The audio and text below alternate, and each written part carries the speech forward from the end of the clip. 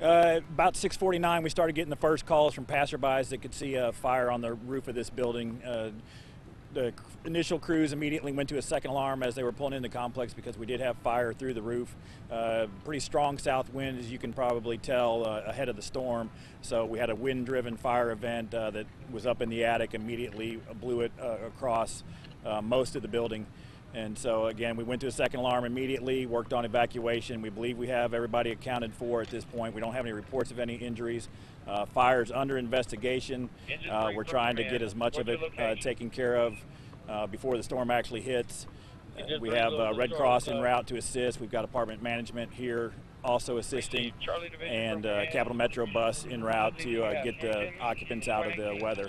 Right now it's a 16 unit building that will be uninhabitable because the entire attic burned. So that's kind of where we're at right now. We're working again to get the rest of the hot spots put out, and also again we've got our community services group that is working to round up all the occupants, get them accounted for before the storm hits. The fire started in the attic of building 16? We're not sure yet.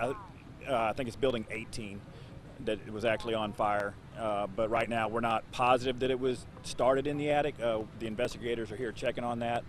But it was in the attic upon our arrival, but we're not positive it started in the attic. Which is the uninhabitable building? The fire building. Okay, so 18. Yeah, I believe it's 18 that's the fire building. Is that the only building that's been evacuated? We had evacuated the surrounding buildings initially. We had a lot of fire that was impinging on buildings on three sides. The crews did an amazing job with the wind to get that fire knocked down and save the buildings. They were only probably 10 feet apart. So that was our initial focus, was to save the adjoining buildings. Crews did amazing on that. But right now, we do still have a couple buildings evacuated that we'll get back in before the weather starts. Is the fire completely gone? It's not completely out. We still got a lot of smoldering in the attic and on the second floor also, but right now it's under control. I've been told that this may have been started by someone who was doing some welding.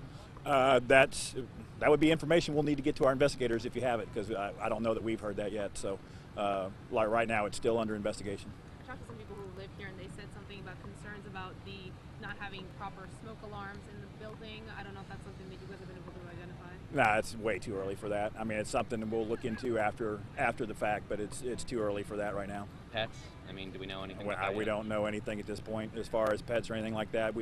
Investigators are looking to identify the people that may have been in the area where the fire started. So again, we're very early in the incident. We're still working to put it out. So a lot of that information we just don't have yet. You talked about the high winds. If it weren't for the winds, would there have been less damage or less? Most likely so. Like I said, we had some pretty good wind gusts, ahead of the storm that really blew it across the attic. Even as we were standing there watching, it just blew from one end of the attic to the other with a couple of big wind gusts. So, certainly the wind was a contributing factor to how quickly it spread. Too early to estimate damages? Yeah, I mean that building is going to be a total loss just because the attic is burned off. So it'll be whatever that building is, but too early to estimate on that. I'm sorry, and how many people did you say are I don't know yet. Our community service group is working on rounding them up right now, getting them to the leasing office and working with the management company to get a count on how many people were actually renting and how many they believe lived here. And just for clarity, Chief, it started in the attic? No, we don't know. Like I said earlier, we don't know. Just the fire was in the attic on arrival and blowing across the attic, but I don't know where it started yet.